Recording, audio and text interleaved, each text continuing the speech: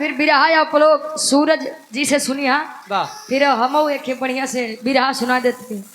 ऐसा न हो कि इंद्र देवता प्रसन्न हो जाए दोनों गवैये के ऊपर, नहीं यार बाहर से दिखाते हैं, बाकी ईश्वर करे इंद्र देवता नहीं प्रसन्न हो। आओ गुरु जी एक लाइन बज जाए कुछ।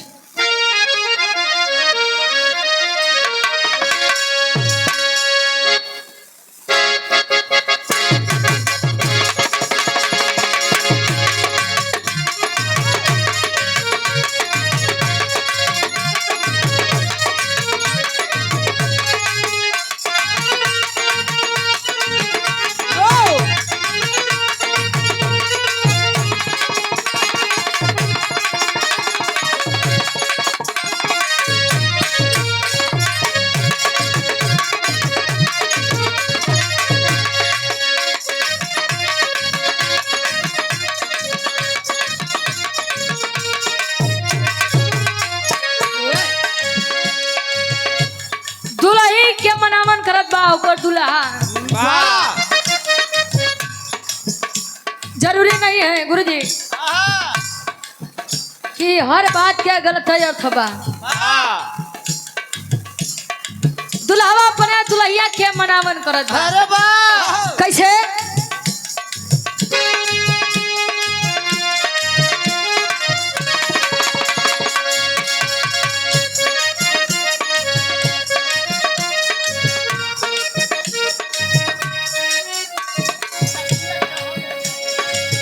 नकिया चढ़ौले बारू मुहावा फुलौले बारू,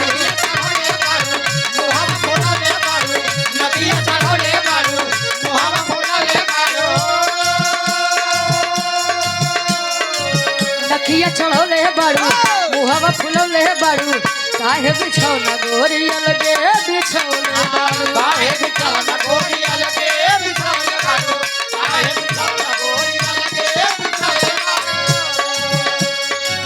नकिया चढ़ौले बारू मुहावा फुलौले बारू, काहे बिछौना गोरिया लगे बिछौले बारू, त काहे खिसियात बारू कोरबा में आजा ना तनी माजा, काहे खिसियात बारू कोरबा में आजा ना तनी माजा।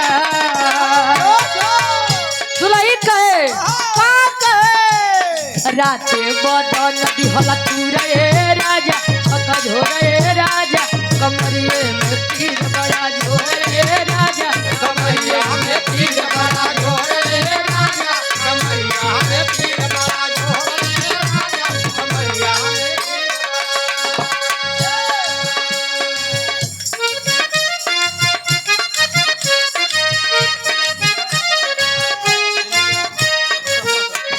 कहे राते बदन दिहला तुरे राजा, झक झोरे राजा, कमरिए में तीर बड़ा जोरे राजा, जोरे राजा।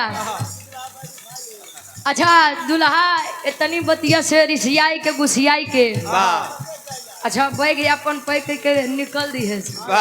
तले दुल्हिया का हाथ बाजार ज्यादा बोल दी है का? मार जाऊ। हाँ एकदम जल्ला वो दुल्हिया मेरे चाची जैसा रहे। दुल्हिया मनावन करत बा, अब विचार करत बा कैसे?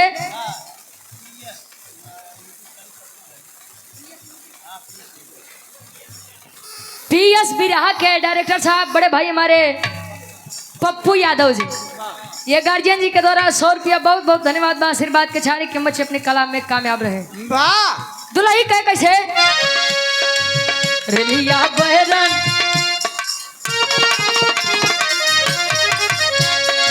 रेलिया बहरन पिया को ले जाई रे, रेलिया बहरन रेलिया बहरन पिया को ले जाई रे, रेलिया बहरन रेलिया बहरन पिया को ले जाई रे, रेलिया बहरन।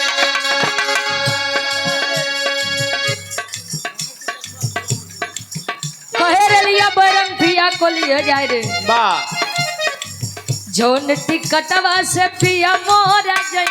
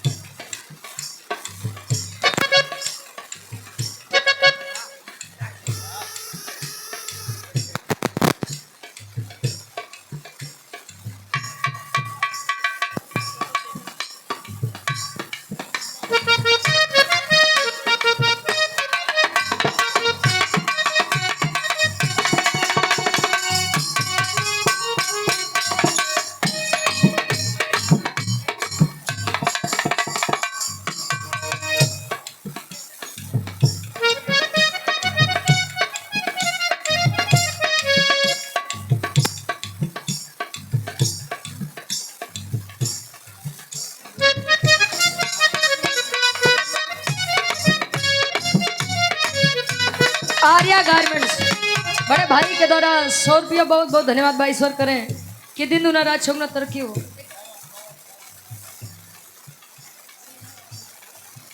और सम्मानित बड़े भाई जो कि परिचय के मोहताज नहीं है आप, हमारे बड़े भाई पवन यादव जी, विधानसभा अध्यक्ष समाजवादी युवजन सभा मुगरा बासापुर 368।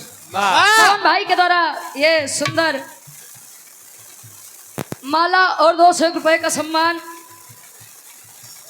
बड़े भाई जिन्होंने कार्यक्रम के लिए फोन किया था, सोनू यादव जी, जिला उपाध्यक्ष साहब समाजवादी पार्टी यूथ प्रत्याशी, जिला पंचायत सदस्य, वार्ड नंबर 33 मधुपुर से। ये अच्छा बज रही है तो भैया ताली बढ़िया से बजा लीजिए भैया के सम्मान में। क्या कहना? हाँ बजा ले भाई। अरे सोनू यादव भैया का आप लोग सपोर्ट करिएगा और पद पर किसी को भी बैठाइएगा, लेकिन ये आदमी शिक्षित हो, चले तो विकास करी का। सोनू भैया गार्जियन जी के द्वारा ये अंगवस्त्र और यदुकुल के गौरव भगवान कन्हैया जी की शानदार स्मृति देकर सम्मान किया गया। बहुत बहुत धन्यवाद बा। ईश्वर करे कि हर मोड़ पे तरक्की मिले।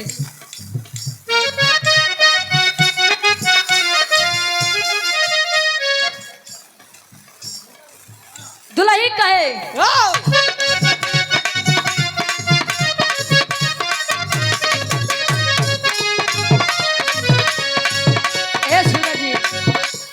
महंगाई आसमान छुआ।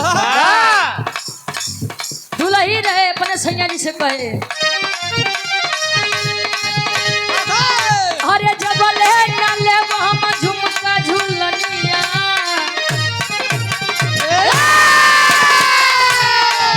अरे जब ले न ले हम झुमका झुलनिया, दरिया पे राजा सुतर नाही रे, दरिया पे राजा सुतर नाही रे, दरिया पे राजा सुतर नाही रे, बहुत नाही रे, बहुत नाही रे, अच्छा दरिया पे राजा सुते नाही रे।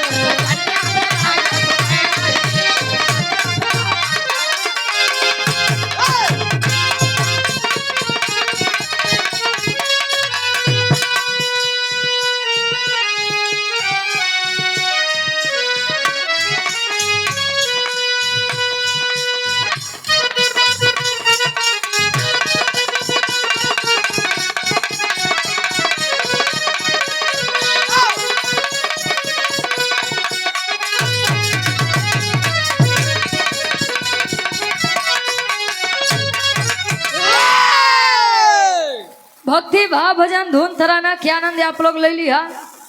5 मिनट एक छोट सा निर्गुण हो जाए, जैसा कि अभी संचालक साहब के द्वारा आप लोगों ने सुना कि दादी की उम्र लगभग 95 साल है। वाह आज के आदमी के तो हमका लागत बा जौन आज के जनरेशन के अगर 25 साल 30 साल जी ले तो जान ला उनका आधी उम्र डाकी गई, आधी बची बा। वाह 95 साल आदमी पहले जी 100 साल हमारे गांव में एक जनी यही तोले 102 साल पहुंचती है। वाह आओ गुरुजी, कवि जी एक लाइन लिखत है, गीत से पहले एक लाइन तर्ज बा।